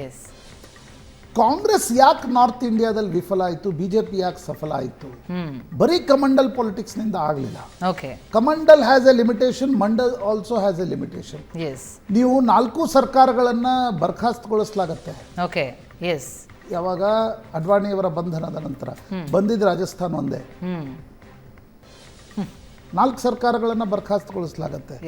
ತದನಂತರದ ಪರಿಸ್ಥಿತಿಯಲ್ಲಿ ನೀವು BJP ಏನ್ ಮಾಡುತ್ತೆ ನೋಡಿ, ಕಲ್ಯಾಣ್ ಸಿಂಗ್ ಉತ್ತರ ಪ್ರದೇಶದಲ್ಲಿ BJPಯ ನಾಯಕ. ಜಾತಿ ಯಾವುದು? ಲೋಧ್, ಹಿಂದುಳಿದ ವರ್ಗದ ನಾಯಕ. ಸುಂದರ್ಲಾಲ್ ಪಟ್ವಾ, ಉಮಾ ಭಾರತಿ ಮಧ್ಯಪ್ರದೇಶದಲ್ಲಿ ಜಾತಿ ಯಾವುದು? ಹಿಂದುಳಿದ ವರ್ಗದ ನಾಯಕತ್ವ. ಬಹುಶಃ ಈ ಇತಿಹಾಸದ ಪುಟಗಳನ್ನು ತೆಗಿತಾ ಹೋದ್ರೆ ಒಂದೊಂದೇ ಕಥೆಗಳು. BJP ಮತ್ತು RSS ಇದು ಅರ್ಥ ಆಗಿತ್ತು. ಇನ್ನು ಉತ್ತರ ಭಾರತದ ರಾಜಕಾರಣದಲ್ಲಿ ಮಂಡಲದ ನಂತರ ಹಿಂದುಳಿದ ವರ್ಗದ ರಾಜಕಾರಣ ಶುರು ಆಗುತ್ತೆ. ಮುಲಾಯಂ ಲಾಲು ಪ್ರಬಲರಾಗ್ತಾ ಸಾಕ್ತಾರೆ, ಒಂದ್ ಕಡೆ ಕಲ್ಯಾಣ್ ಸಿಂಗ್ ಪ್ರಬಲರಾಗ್ತಾರೆ, ಉಮಾ ಭಾರತಿ, ಗುಜರಾತ್ನಲ್ಲಿ ನರೇಂದ್ರ ಮೋದಿ, ಮಹಾರಾಷ್ಟ್ರದಲ್ಲಿ ಗೋಪಿನಾಥ್ ಮುಂದೆ, ಕರ್ನಾಟಕದಲ್ಲಿ ಯಡಿಯೂರಪ್ಪನವರು ಕೂಡ ಅಂದ್ರೆ ಒಂದು ರೀತಿ ರೈತಾಪಿ ಸಮುದಾಯದಿಂದ ಬಂದ ನಾಯಕ. ಈ ಬಗ್ಗೆ ಮಾತಾಡೋಣ, ಖಂಡಿತ ಇದರ ಬಗ್ಗೆ ಚರ್ಚೆಯನ್ನು ಮುಂದುವರಿಸೋಣ, ನಾಳೆ ಮಾತನಾಡೋಣ ಇದರ ಬಗ್ಗೆ ಇನ್ನಷ್ಟು. ಅದ್ರ ಜೊತೆಗೆ ಈಗ ಅಯೋಧ್ಯೆಯಲ್ಲಿ ಹೇಗಿದೆ, ಅಯೋಧ್ಯೆಯಿಂದಲೇ ಗ್ರೌಂಡ್ ರಿಪೋರ್ಟ್, ಅಲ್ಲಿನ ನೆಲದಿಂದಲೇ ಅಲ್ಲಿನ ಜನರನ್ನ ಮಾತನಾಡಿಸುವಂತಹ ಪ್ರಯತ್ನವನ್ನ ನಡೆಸಿರುವಂಥದ್ದು ನಮ್ಮ ಸಂಪಾದಕರಾದಂತಹ ಅಜಿತ್ ಹನುಮಕ್ಕನವರು. ಅದ್ರ ಬಗ್ಗೆ ಕೂಡ ಮಾತನಾಡೋಣ. ಈಗ ಎಲ್ಲರ ಚಿತ್ತ ಅಯೋಧ್ಯೆಯತ್ತ ನೆಟ್ಟಿರುವಂಥದ್ದು. ಅಯೋಧ್ಯೆಯಲ್ಲಿ ಶ್ರೀರಾಮ ಮಂದಿರನ ಲೋಕಾರ್ಪಣೆಗೆ ಆ ಕ್ಷಣಕ್ಕಾಗಿ ಕಾತರದಿಂದ ಇಡೀ ಭಾರತ ಕಾಯ್ತಾ ಇರುವಂಥದ್ದು. ಅಯೋಧ್ಯೆಯಿಂದಲೇ ನಿಮ್ಮ ಸುವರ್ಣ ನ್ಯೂಸ್ ಗ್ರೌಂಡ್ ರಿಪೋರ್ಟ್ ಅನ್ನು ನಿತ್ಯ ಕೊಡ್ತಾ ಇದೆ. ಅಯೋಧ್ಯೆ ಕೇಸ್ನ ಮುಸ್ಲಿಂ ಅರ್ಜಿದಾರನ ಮನೆಯಲ್ಲಿ ಸುವರ್ಣ ನ್ಯೂಸ್ ರಾಮ ಮಂದಿರ ಉದ್ಘಾಟನೆಯ ಬಗ್ಗೆ ಇಕ್ಬಾಲ್ ಅನ್ಸಾರಿ ಹೇಳಿದ್ದೇನು,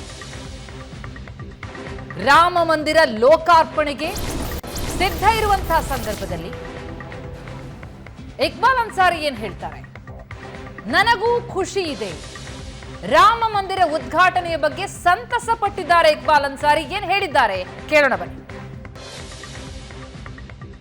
ಅಯೋಧ್ಯೆಯಲ್ಲಿ ಭವ್ಯ ರಾಮ ಮಂದಿರದ ಲೋಕಾರ್ಪಣೆಗೆ ದಿನಗಣನೆ ನಡೀತಾ ಇದೆ. ಇಂಥ ಸಂದರ್ಭದಲ್ಲಿ ಇದೇ ಪಟ್ಟಣದ ಅಯೋಧ್ಯ ಪಟ್ಟಣದ ಒಂದು ಸಾಮಾನ್ಯ ಮನೆಯಲ್ಲಿ ನಾನಿದ್ದೀನಿ. ಈ ಮನೆಯಲ್ಲಿರುವಂಥ ವ್ಯಕ್ತಿ, ಈ ಮನೆಯ ಯಜಮಾನ, ಇಡೀ ಅಯೋಧ್ಯೆ ರಾಮ ಮಂದಿರ ಪ್ರಕರಣದಲ್ಲಿ ತುಂಬ ದೊಡ್ಡ ರೋಲ್ ಪ್ಲೇ ಮಾಡ್ತಾರೆ. ಅವರ ಹೆಸರು ಇಕ್ಬಾಲ್ ಅನ್ಸಾರಿ. ಬಾಬ್ರಿ ಮಸೀದಿ ಆ್ಯಕ್ಷನ್ ಕಮಿಟಿಯ ಪರವಾಗಿ ನ್ಯಾಯಾಲಯದಲ್ಲಿ ದಾವೆ ಹೂಡಿ ಬಡದಾಡಿದಂಥವರು ಇಕ್ಬಾಲ್ ಅನ್ಸಾರಿ. ಇಕ್ಬಾಲ್ ಅನ್ಸಾರಿ ಅವರ ತಂದೆ ಮೊದಲು ಈ ಪ್ರಕರಣವನ್ನು ನಡೆಸ್ತಾ ಇದ್ದರು. ಅವರ ದೇಹಾಂತ್ಯದ ನಂತರ ಇಕ್ಬಾಲ್ ಅನ್ಸಾರಿ ಅವರು ಪ್ರಕರಣವನ್ನು ಮುಂದುವರಿಸಿದ್ರು. ಸ್ವತಃ ಇಕ್ಬಾಲ್ ಅನ್ಸಾರಿ ಅವರು ನಮ್ಮ ಜೊತೆಗಿದ್ದಾರೆ. ಇಕ್ಬಾಲ್ ಅನ್ಸಾರಿ साहब, क्या लग रहा है इस वक्त आपको? मंदिर बनने जा रही है, 22 तारीख को प्रधानमंत्री से लोकार्पण हो रहा है. अच्छी बात है। अयोध्या धर्म की नगरी है। अयोध्या में जो है मंदिर बन के तैयार है। मुकदमा रहा जो है 4 साल पहले ख़त्म हो चुका है। Lower court, high court, supreme court. 2019 में जो है 9 नवंबर 2019 को फैसला आ गया। पूरे देश के मुसलमानों ने सम्मान किया। पूरे देश में एक पत्ता नहीं हिला का, कहीं धरना नहीं, कहीं प्रदर्शन नहीं। आज 4 साल बीत चुका है, मंदिर बन के तैयार है। सारे लोगों में खुशी है। अयोध्यावासी खुश हैं, देश विदेश के लोग खुश हैं। लोग आ रहे हैं दर्शन करने। प्रधानमंत्री जी भी आ रहे हैं। प्राण प्रतिष्ठा की पूजा होने जा रही है। तमाम मेहमान जो है अयोध्या में आए हुए हैं। यहाँ एक गंगा जमनी तहजीब है। हर जात के, हर धर्म के लोग यहाँ बसते हैं। सभी की खुशी की लहर है। हम भी खुश हैं। तो बात यही थी, तो इतने सालों तक क्यों लगा ये बनाने में? हमारे जो है साल तो जो है बहुत बीते, लेकिन सुप्रीम कोर्ट से ये बात आपने नहीं पूछी कि सुप्रीम कोर्ट ने क्या कहा है। सुप्रीम कोर्ट में कि जो ने कहा है कि फैसला हम आस्था के बिना पे किया जा रहा है, तो इसलिए इतनी लंबी चली। हाँ, लंबा जो है, जो लड़ाई लंबी जो है, लोअर कोर्ट, हाई कोर्ट, 70 साल का जमाना रहा। हिंदुओं की आस्था रही कि मैं जो है भगवान राम यहीं पैदा हुए। भाई ठीक है, आप मैं जो है भगवान अगर यहाँ पैदा हुए थे तो ठीक है, आप ही मंदिर बना लो। हमने भी 450 बरस नमाज पढ़ी थी वहाँ। तो जब मुकदमा ख़त्म होके फैसला आया तो तब क्या लगा था आपको? हम लोगों ने भी उसका सम्मान किया। पूरे देश के मुसलमानों ने सम्मान किया। कहीं देश में एक पत्ता भी नहीं हिला। आप किस पक्ष में थे? वहाँ मंदिर नहीं बनना चाहिए या बगल में मंदिर बनना चाहिए? पहले से क्या था आपका? देखिए, सवाल जो है, मंदिर बन गया है और जो है पूजा पाठ होने जा रही है। सभी लोग खुश हैं।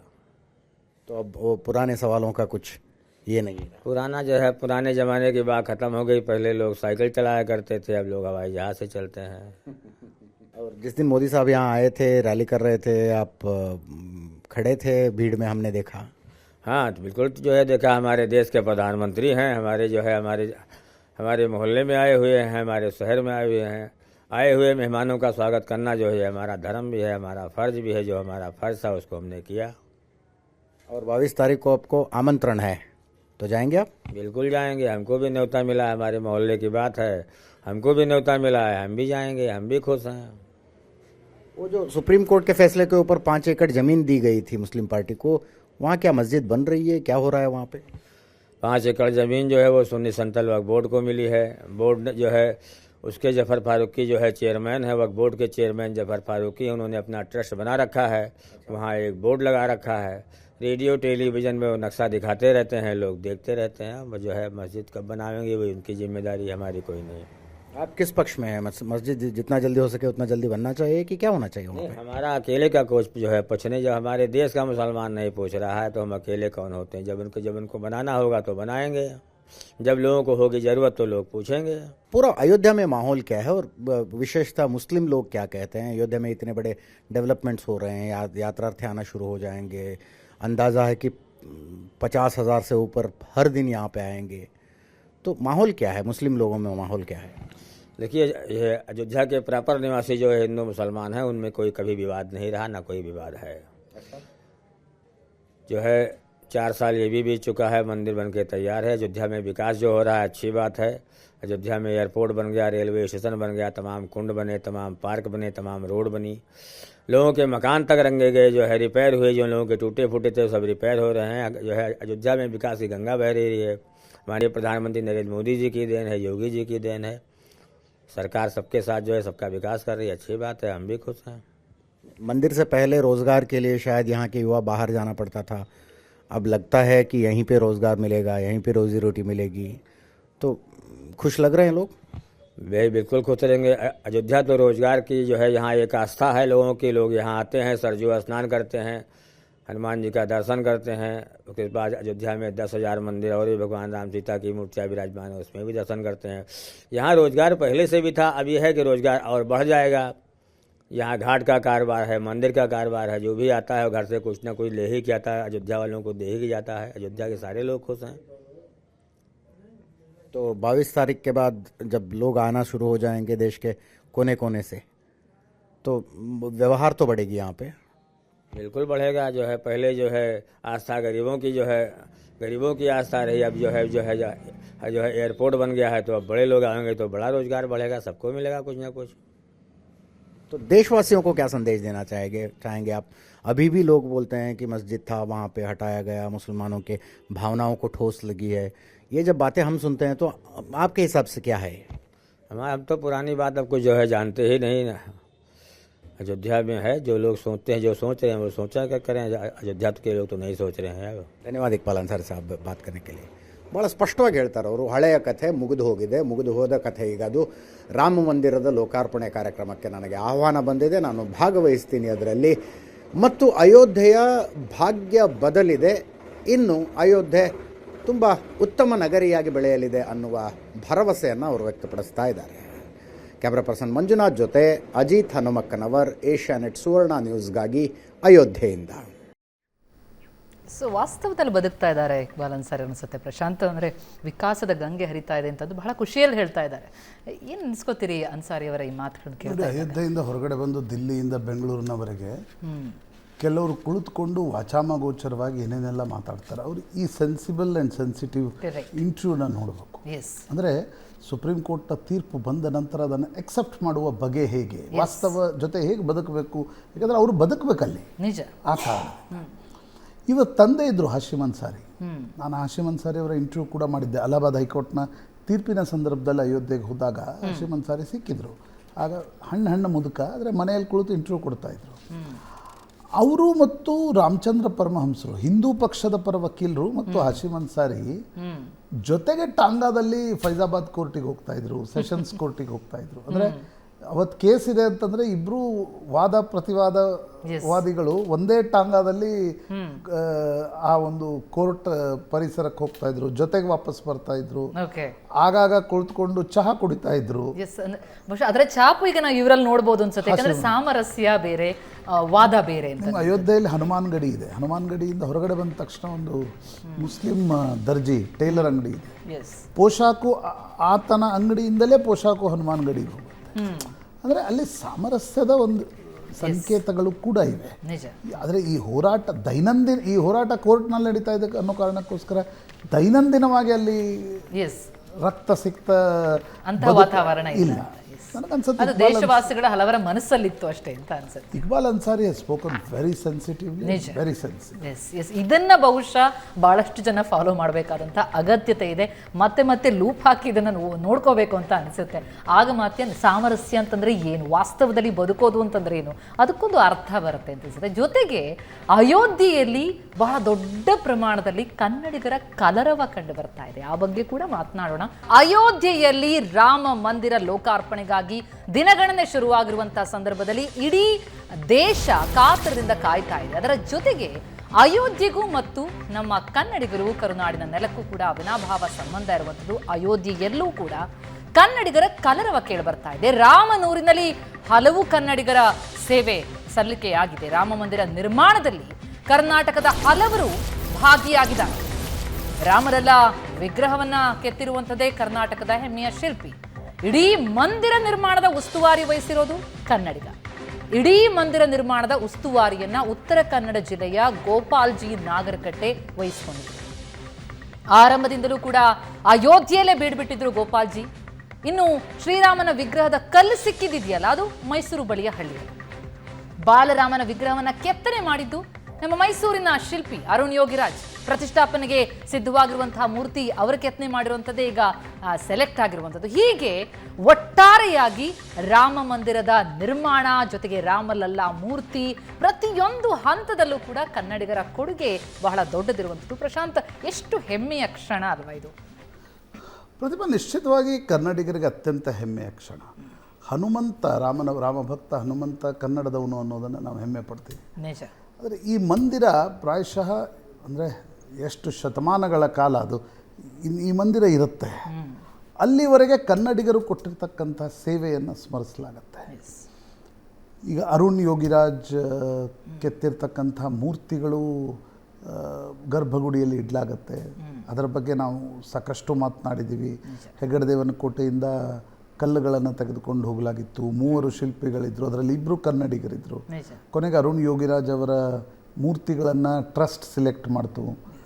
ಜೊತೆಗೆ ಅವರಿಬ್ಬರ ಉಳಿದು 2 ಕೆತ್ತಿರ್ತಕ್ಕಂಥ ರಾಜಸ್ಥಾನದೊಬ್ಬರು ಶಿಲ್ಪಿ ಮತ್ತು ಗಣೇಶ್ ಭಟ್ರು ಕಟ್ಟಿರ್ತಕ್ಕಂಥ ಮೂರ್ತಿಗಳನ್ನು ಕೂಡ ದೇವಸ್ಥಾನದಲ್ಲೇ ಇಡಲಾಗತ್ತೆ. ಹೆಮ್ಮೆ ತರ್ತಕ್ಕಂಥ ವಿಚಾರ. ಈ ಇಡೀ ಅಯೋಧ್ಯೆಯ ರಾಮ ಮಂದಿರದ ನಿರ್ಮಾಣದ ಉಸ್ತುವಾರಿಯನ್ನು ವಿಶ್ವ ಹಿಂದೂ ಪರಿಷತ್ ಕಡೆಯಿಂದ ಗೋಪಾಲ್ ನಾಗರಕಟ್ಟೆ ಅವ್ರಿಗೆ ಕೊಡಲಾಗಿತ್ತು. ಗೋಪಾಲ್ ನಾಗರಕಟ್ಟೆ ಕರ್ನಾಟಕದಲ್ಲೇ RSSನ ಉತ್ತರ ಪ್ರಾಂತ ಪ್ರಚಾರಕರಾಗಿದ್ದರು. ಅಂದರೆ RSSನಲ್ಲಿ ಕರ್ನಾಟಕದಲ್ಲಿ 2 ಪ್ರಾಂತಗಳಿವೆ, ಒಂದು ದಕ್ಷಿಣ ಪ್ರಾಂತ, ಒಂದು ಉತ್ತರ ಪ್ರಾಂತ. ಆ ಉತ್ತರ ಪ್ರಾಂತದ ಪ್ರಾಂತ ಪ್ರಚಾರಕರಾಗಿದ್ದರು. ನಂತರ ವಿಶ್ವ ಹಿಂದೂ ಪರಿಷತ್ತಿನ ಕರ್ನಾಟಕ ಆಂಧ್ರ ಪ್ರದೇಶದ ಜವಾಬ್ದಾರಿಯನ್ನು ನಿರ್ವಹಿಸಿದರು. ಕಳೆದ 3 ವರ್ಷಗಳಿಂದ ಗೋಪಾಲ್ ನಾಗರಕಟ್ಟೆ ಅವರು ಅಯೋಧ್ಯೆಯಲ್ಲೇ ಇದ್ದು ಟ್ರಸ್ಟ್ನ ಜೊತೆಗೆ ಸಮನ್ವಯವನ್ನು ಸಾಧಿಸ್ತಾ ಮಂದಿರ ನಿರ್ಮಾಣದ ಉಸ್ತುವಾರಿಯನ್ನು ವಹಿಸ್ಕೊಂಡಿದ್ದಾರೆ. ಅಂದರೆ ಟ್ರಸ್ಟ್ನ ಜೊತೆಗೆ ಗೋಪಾಲ್ ನಾಗರಕಟ್ಟೆ ಅವರು ವಿಶ್ವ ಹಿಂದೂ ಪರಿಷತ್ನ ಕಡೆಯಿಂದ RSSನ ಕಡೆಯಿಂದ ಏನೇನು ಆಗಬೇಕು ಅಂತಕ್ಕಂಥದ್ದನ್ನು ಗಮನಿಸ್ತಾ ಇದ್ದಾರೆ. ಕಳೆದ 3 ವರ್ಷಗಳಿಂದ ಗೋಪಾಲ್ ಅವರು ಶಿರ್ಸಿ ಹತ್ತಿರದ ಶಿರ್ಸಿ ಯಲ್ಲಾಪುರ ಹತ್ತಿರದ ನಾಗರಕಟ್ಟೆ ನಿಮ್ಗೆ ಗೊತ್ತಿರ್ಬೋದು, ನೀವು ಅಲ್ಲಿನವರು ಗೋಪಾಲ್ ಅವರು. ಸೊ ಅವರು ಇಡೀ ಮಂದಿರ ನಿರ್ಮಾಣದ ಜವಾಬ್ದಾರಿಯನ್ನು ವಹಿಸ್ಕೊಂಡಿದ್ದಾರೆ. ಅನೇಕ ಬಾರಿ ಈಗ ಅಜಿತ್ ಕಳೆದ ಬಾರಿ ಅಯೋಧ್ಯೆಗೆ ಹೋದಾಗ ಗೋಪಾಲ್ ಅವರ ಒಂದು ಇಂಟರ್ವ್ಯೂವನ್ನು ಕೂಡ ನಾವು ಸುವರ್ಣ ನ್ಯೂಸ್ನಲ್ಲಿ ಪ್ರಸಾರ ಮಾಡಿದ್ವಿ. ನಂತರ ಈಗ ಹೆಗ್ಗಡದೇವನ ಕೋಟೆ ಕಲ್ಲುಗಳು ಹೋದ್ವು. ಹಾಗೆ ಕಾರ್ಕಳದ ಈದು ಗ್ರಾಮದಿಂದ ಸುಮಾರು 10 ಟನ್ ಕಲ್ಲುಗಳನ್ನು ಅಯೋಧ್ಯೆಗೆ ಬ್ಲ್ಯಾಕ್ ಸ್ಟೋನ್ ಅಂದರೆ ಆಯಾಯ ಮೂರ್ತಿಗಳನ್ನು ಕೆತ್ತಲಿಕ್ಕೆ ಬೇಕಾಗಿರ್ತಕ್ಕಂಥ ಕಲ್ಲುಗಳು ಕೂಡ ಕಾರ್ಕಳದಿಂದ ಹೋಗ್ತಾ ಇವೆ. ನೃಪೇಂದ್ರ ಮಿಶ್ರಾ ಪ್ರಧಾನಮಂತ್ರಿಗಳ ಮೊದಲಿನ ಪ್ರಿನ್ಸಿಪಲ್ ಸೆಕ್ರೆಟರಿ ಆಗಿದ್ದರು. ಅವರು ನಿವೃತ್ತರಾದ ನಂತರ ಅವರಿಗೆ ಈ ಟ್ರಸ್ಟ್ನ ಒಂದು ಜವಾಬ್ದಾರಿಯನ್ನು ಕೊಡಲಾಯಿತು. ಅವರು ಈ ಲಾಜಿಸ್ಟಿಕ್ಸನ್ನು ನೋಡ್ಕೊಳ್ತಾ ಇದ್ರು. ಎಲ್ಲಿಂದ ಕಲ್ಲುಗಳು ಹಾಗೆ ಬರ್ಲಿಕ್ಕೆ ಸಾಧ್ಯ ಇಲ್ಲ, ಟ್ರೈನಿಂದ ತರಿಸ್ಬೇಕು, ರೈಲ್ವೆ ಜೊತೆ ಅದಕ್ಕೊಂದು ಸಮನ್ವಯವನ್ನು ಸಾಧಿಸಬೇಕು, ಡೈರೆಕ್ಟ್ ಟ್ರೈನ್ಗಳಿರಲ್ಲ. 10 ಟನ್ ಕಲ್ಲುಗಳನ್ನು ತರೋದೇನು ಸಾಮಾನ್ಯ ಸಂಗತಿ ಅಲ್ಲ. ಹಾಗೆ ಕರ್ನಾಟಕದ ಒಂದು ದೊಡ್ಡ ಕೊಡುಗೆ ಈ ಮಂದಿರ ನಿರ್ಮಾಣದಲ್ಲಿ ನಿಶ್ಚಿತವಾಗಿ ಆಗಲೇ ಲಕ್ಷಾಂತರ ಕರಸೇವಕರಲ್ಲಿ ಸಾವಿರಾರು ಕರಸೇವಕರು ಕರ್ನಾಟಕದಿಂದಲೇ ಹೋಗಿದ್ರು. ಈಗ ಮಂದಿರ ನಿರ್ಮಾಣದಲ್ಲಿ ಕರ್ನಾಟಕದ ಕನ್ನಡಿಗರ ಪಾತ್ರ ಬಹಳ ದೊಡ್ಡದು. ಜೊತೆಗೆ ಹೊನ್ನಾವರದ ಯುವ ಶಿಲ್ಪಿ ವಿನಾಯಕ್, ಉತ್ತರ ಕನ್ನಡ ಜಿಲ್ಲೆಯ ಹೊನ್ನಾವರದ ಕೆಕ್ಕಾರ ನಿವಾಸಿ, ಅವರು ಈ ಅಯೋಧ್ಯೆ ರಂಗಮಂದಿರದಲ್ಲಿ 2 ಗಣಪತಿ ಮೂರ್ತಿಯ ಇಡಲಾಗತ್ತೆ, ಅದನ್ನು ಕೆತ್ತನೆ ಮಾಡಿರುವಂಥದ್ದು. ಅವರು 2 ತಿಂಗಳ ಕಾಲ ಅಯೋಧ್ಯೆಯಲ್ಲೇ ಇದ್ದರು. ಮೂರ್ತಿಗಳ ನಿರ್ಮಾಣ ಸ್ಕ್ರೀನಲ್ಲಿ ನಾವು ನೋಡ್ತಾ ಇದ್ದೀವಿ. ಅವರನ್ನು 68 ಗಣಪತಿ ವಿಗ್ರಹಗಳೇನಲ್ಲಿ ಇಡಲಾಗತ್ತೆ. ಆ ಪೈಕಿ 2 ವಿಗ್ರಹವನ್ನು ಹೊನ್ನಾವರದ ವಿನಾಯಕ್ ಅವರೇ ಕೆತ್ತನೆ ಮಾಡಿರುವಂಥದ್ದು. ಬಹುಶಃ ಬಹಳ ದೊಡ್ಡ ಕೊಡುಗೆ. ಅಂದರೆ ಪ್ರತಿಯೊಂದು ಕಣದಲ್ಲೂ ಕೂಡ ಕನ್ನಡಿಗರ ಕೊಡುಗೆಯಲ್ಲಿ ಕಾಣುತ್ತೆ. ಇತಿಹಾಸದ ಭಾಗವಾಗಿ ಹೋಗ್ತಾರೆ. ನಿಜ. ಅಂದರೆ ಈಗ ನೃಪೇಂದ್ರ ಮಿಶ್ರಾ ಮೊನ್ನೆ ಹೇಳ್ತಾ ಇದ್ರು, ಪಂಚಲೋಹವನ್ನು ಯಾಕೆ ಬಳಸಲಾಗಿಲ್ಲ ಅಂತಂದರೆ ಪಂಚಲೋಹಕ್ಕೊಂದು ಸೀಮಿತ ಬಾಳಿಕೆ ಇದೆ. ನಿಜ. ಸೊ ಈ ಮಂದಿರ ಸಾವಿರಾರು ವರ್ಷಗಳವರೆಗೆ ಇದು ನಿಲ್ಲಬೇಕು ಭಾರತದಲ್ಲಿ ಅನ್ನುವ ಒಂದು ಪ್ರತೀಕವಾಗಿ ಅನ್ನುವ ಕಾರಣದಿಂದ ತುಂಬ ಮುತುವರ್ಜಿಯಿಂದ ಲಾಂಗ್ ಟರ್ಮ್ಗೋಸ್ಕರ ಈ ಮಂದಿರದ ಕೆತ್ತನೆ ಅದರಲ್ಲಿ ಬಳಸ್ತಿರ್ತಕ್ಕಂಥ ಶಿಲ್ಪಗಳನ್ನು ಬಳಸ್ಕೊಳ್ಳಲಾಗಿದೆ. ಹೀಗಾಗಿ ಕೆತ್ತನೆಯ ಕೆಲಸದಲ್ಲೂ ಕೂಡ ಅತಿ ಮುತುವರ್ಜಿಯನ್ನು ವಹಿಸಲಾಗಿತ್ತು. ಈ ವಿನಾಯಕ್ ಇರ್ಬೋದು, ಅರುಣ್ ಯೋಗಿರಾಜ್ ಇರ್ಬೋದು, ಗೋಪಾಲ್ ಅವರ ಒಂದು ಕೊಡುಗೆ ಇರ್ಬೋದು, ಮಂದಿರ ನಿರ್ಮಾಣದಲ್ಲಿ ಶತಮಾನಗಳವರೆಗೆ ಅವರನ್ನ ನಿಜ ನಿಜ. ನಮ್ಮ ರಾಮನಗರದ ಕೊಡುಗೆ ಕೂಡ ಅಯೋಧ್ಯೆಯಲ್ಲಿ ಮೊಳಗಲಿರೋದು ರಾಮನಗರದ ಮಂಗಳವಾದ್ಯ. ರಾಮನಗರದ ವಿಜಯ್ ಕುಮಾರ್ ತಂಡಕ್ಕೆ ಈ ಮಂಗಳವಾದ್ಯದ ಜವಾಬ್ದಾರಿ. ಎಸ್, ನಾವು ನೋಡ್ತಾ ಇದ್ದೀವಿ ಸ್ಕ್ರೀನ್ನಲ್ಲಿ 8 ದಿನಗಳ ಕಾಲ ಅಯೋಧ್ಯೆಯಲ್ಲಿ ಶ್ರೀರಾಮನ ಸೇವೆಯನ್ನ ಈ ತಂಡ ಮಾಡಲಿದೆ. ಹೀಗೆ ಈ ರೀತಿಯಲ್ಲಿ ಅಂದರೆ ಬಹಳ ದೊಡ್ಡ ಲಿಸ್ಟೇ ಇದೆ ಕನ್ನಡಿಗರ ಕಡೆ. ಪ್ರಮುಖವಾದಂತಹ ಮೂರ್ತಿ ರಾಮನಲ್ಲ, ಬಾಲರಾಮನ ವಿಗ್ರಹವೇ ಕನ್ನಡಿಗ ಶಿಲ್ಪಿ ಅರುಣ್ ಯೋಗರಾಜ್ ಅವರು ಕೆತ್ತನೆ ಮಾಡಿದ್ದು. ಬಹುಶಃ ಹೆಜ್ಜೆ ಹೆಜ್ಜೆಯಲ್ಲೂ ಕೂಡ ಬಹಳ ದೊಡ್ಡ ಕೊಡುಗೆ ಅಂತ ಅನಿಸುತ್ತೆ ನೋಡ್ತಾ ಹೋದರೆ. ನಿಶ್ಚಿತವಾಗಿ ನಾವೆಲ್ಲರೂ ಹೆಮ್ಮೆ ಪಡಬೇಕಾಗಿರ್ತಕ್ಕಂಥ ವಿಚಾರ. ಎಸ್, ಯಾಕಂದರೆ ಇವತ್ತು ಇಡೀ ಭಾರತ ಅಷ್ಟೇ ಅಲ್ಲ, ವಿಶ್ವದಲ್ಲಿರ್ತಕ್ಕಂಥ ಅನೇಕ ಬೇರೆ ಬೇರೆ ರಾಷ್ಟ್ರಗಳ ಹಿಂದೂಗಳು, ಭಾರತೀಯ ಸಂಜಾತರು ಕೂಡ ಅಯೋಧ್ಯೆಯ ರಾಮ ಮಂದಿರದ ನಿರ್ಮಾಣವನ್ನು ಅತ್ಯಂತ ಕುತೂಹಲದಿಂದ ನೋಡ್ತಾ ಇದ್ದಾರೆ. ಆ ಸಂದರ್ಭದಲ್ಲಿ ರಾಮನ ಮೂರ್ತಿಯ ಕೆತ್ತನೆಯ ಒಂದು ಶ್ರೇಯಸ್ಸು ಕನ್ನಡಿಗನಿಗೆ ಸಲ್ಲುತ್ತೆ. ಮಂದಿರ ನಿರ್ಮಾಣದ ಉಸ್ತುವಾರಿಯನ್ನು ಕನ್ನಡಿಗರು ನೋಡ್ಕೊಳ್ತಾ ಇದ್ದಾರೆ ಅಂತಕ್ಕಂಥದ್ದು ಹೆಮ್ಮೆ ತರ್ತಕ್ಕಂಥ ವಿಚಾರ. ನಿಜ ನಿಜ. ಹಾಗೆಯೇ ಬಹಳಷ್ಟು ಬಹಳ ಖುಷಿಯ ವಿಚಾರ ಅಂತಂದರೆ ಇನ್ನೇನು 4 ದಿನಗಳು ಬಾಕಿ ಇದೆ. ನಂತರ ಈ ಅಯೋಧ್ಯೆಯ ಶ್ರೀರಾಮ ಮಂದಿರ ಲೋಕಾರ್ಪಣೆಯಾಗುತ್ತೆ. ದಿನವೂ ಕೂಡ ವಿವಿಧ ವಿಧಿವಿಧಾನಗಳನ್ನು ಅಲ್ಲಿ ನಡೆಸಲಾಗ್ತಾ ಇರುವಂಥದ್ದು. ಬೆಳಗ್ಗೆ ಗಣೇಶ ಶಾಸ್ತ್ರಿ ದ್ರಾವಿಡ ನೇತೃತ್ವದಲ್ಲಿ ಹೋಮ ನಡೀತು. ಮಧ್ಯಾಹ್ನ 1:20 ಬಳಿಕ ಸರಿಯು ನದಿಗೆ ಒಂದು ವಿಶೇಷ ಪೂಜೆಯಾಗುತ್ತೆ. ಆನಂತರ ಮಂಗಳ ಕಳಸದೊಂದಿಗೆ ಯಾತ್ರೆ ಆಯಿತು. ಅಲ್ಲಿಂದ ದೇಗುಲಕ್ಕೆ ಭೇಟಿ ಕೊಡ್ತಾ ನಗರ ಪ್ರದಕ್ಷಿಣೆ ಹಾಕಿ ಅಯೋಧ್ಯೆಯಲ್ಲಿನ ಜಲಯಾತ್ರೆ ಬಳಿಕ ತೀರ್ಥ ಪೂಜೆ ಆಗುತ್ತೆ. ಜೊತೆಗೆ ಈಗಾಗಲೇ ಗರ್ಭಗುಡಿಗೆ ರಾಮಲಲ್ಲಾ ಮೂರ್ತಿಯನ್ನು ಇವತ್ತು ತೆಗೆದುಕೊಂಡು ಹೋಗಲಾಗುತ್ತೆ, ಪ್ರತಿಷ್ಠಾಪನೆ ಮಾಡಲಾಗುತ್ತೆ. ಆದರೆ ಪ್ರಾಣ ಪ್ರತಿಷ್ಠಾಪನೆಯಾಗುವಂಥದ್ದು 22ರಂದು. ಆ ಕ್ಷಣಕ್ಕಾಗಿ ಪ್ರತಿಯೊಬ್ಬರು ಕೂಡ ಕಾಯ್ತಾ ಇದ್ದಾರೆ. 70 ವರ್ಷಗಳಲ್ಲಿ ಆಗಿರ್ತಕ್ಕಂಥ ಬದಲಾವಣೆಯನ್ನು ನೀವು ಎಸ್ ಎಸ್ 49ರಲ್ಲಿ ಓಕೆ ಕದ್ದು ಮುಚ್ಚಿ ರಾತ್ರಿ 12 ಗಂಟೆಗೆ ಸರಯುದಲ್ಲಿ ಬಾಲರಾಮನ ಮೂರ್ತಿಯನ್ನ ತೊಳೆದು ತಲೆ ಮೇಲೆ ಇಟ್ಕೊಂಡು ಬಂದು ಕಂಪೌಂಡ್ ಹಾರಿ ಕಣ್ ತಪ್ಪಿಸಿ ಒಳಗಡೆ ಮೂರ್ತಿ ಇಟ್ಟು ಬೆಳಗಾಗುವವರೆಗೆ ಕಾದು 6 ಗಂಟೆಗೆ ಮಂಗಳಾರತಿ ಮಾಡಿ ಅಲ್ಲಿಂದ ಇಲ್ಲಿಗೆ ಈಗ 22ರಂದು ಆಗಿರುವಂತಹ ಭವ್ಯ ಮಂದಿರದಲ್ಲಿ ಪ್ರತಿಷ್ಠಾಪನೆ, ಪ್ರಾಣ ಪ್ರತಿಷ್ಠಾಪನೆ ನಿಜಕ್ಕೂ ಬಹಳ ಖುಷಿ ಕೊಡುವಂತಹ ವಿಚಾರ. ಬದಲಾವಣೆ ಬರೀ ಅಂದ್ರೆ ಘಟನೆಗಳ ಬದಲಾವಣೆ ಅಲ್ಲ, ಮಾನಸಿಕತೆಯಲ್ಲಾಗಿರ್ತಕ್ಕಂಥ. Exactly. Thank you so much Prashant, ಸಾಕಷ್ಟು ಮಾಹಿತಿಯನ್ನು ನೀಡಿದ್ದಕ್ಕೆ. Thank you. ಎಸ್ ವೀಕ್ಷಕರೇ, ಇದಾಗಿತ್ತು ಇವತ್ತಿನ ನ್ಯೂಸ್ ಅವರ್ ಮಾರ್ನಿಂಗ್ ಎಡಿಷನ್. ನೇರ ದಿಟ್ಟ ಅಂದರೆ ತರಿಸೋದಕ್ಕಾಗಿ ನೋಡ್ತಾ ಇರಿ ಏಷ್ಯಾನೆಟ್ ಸುವರ್ಣ ನ್ಯೂಸ್. ಶುಭ ದಿನ.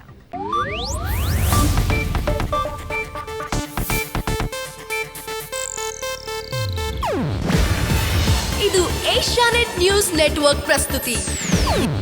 ನೀವು ನೋಡ್ತಿದ್ದೀರಾ ಏಷ್ಯಾನೆಟ್ ಸುವರ್ಣ ನ್ಯೂಸ್.